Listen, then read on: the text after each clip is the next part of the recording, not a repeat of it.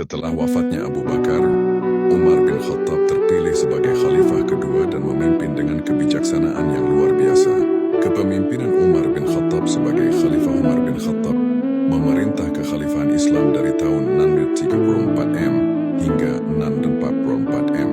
Di bawah kepemimpinannya, kekhalifahan berkembang pesat, meliputi Persia, sebagian besar Kekaisaran Romawi Timur, Mesir, Suriah, dan Palestina.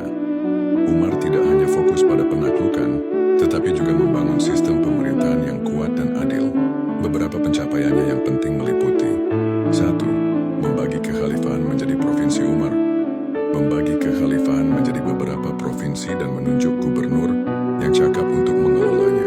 Ia memastikan bahwa para pemimpin ini dipilih berdasarkan kemampuan dan integritas mereka, bukan karena hubungan keluarga atau kekayaan. 2. Mendirikan Baitul Mal. Umar mendirikan Baitul Mal atau perbendaharaan negara yang mengelola keuangan negara. Melalui institusi ini, ia memastikan bahwa kekayaan negara digunakan untuk kepentingan rakyat, terutama yang miskin dan membutuhkan. 3. Menegakkan keadilan. Secara adil, ia tidak pernah ragu untuk menegakkan hukum secara adil.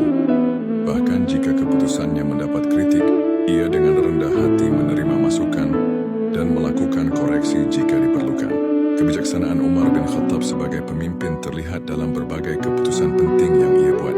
Salah satu contohnya adalah saat terjadi kekeringan parah di Madinah. Umar berdoa memohon hujan, tetapi ia tidak berhenti di situ. Ia juga mengambil tindakan nyata dengan mengirim bantuan dari provinsi lain untuk meringankan penderitaan rakyat, menunjukkan rasa kepedulian dan tanggung jawabnya sebagai pemimpin. Umar juga memperkenalkan kalender Hijriah yang masih digunakan hingga saat ini. Ia memilih peristiwa hijrah Nabi Muhammad dari Mekah ke Madinah sebagai awal kalender Islam, karena dianggap sebagai titik balik penting dalam sejarah Islam. Kisah sahabat Umar bin Khattab menawarkan banyak pelajaran hidup, terutama tentang kepemimpinan yang adil, kebijaksanaan, dan keberanian.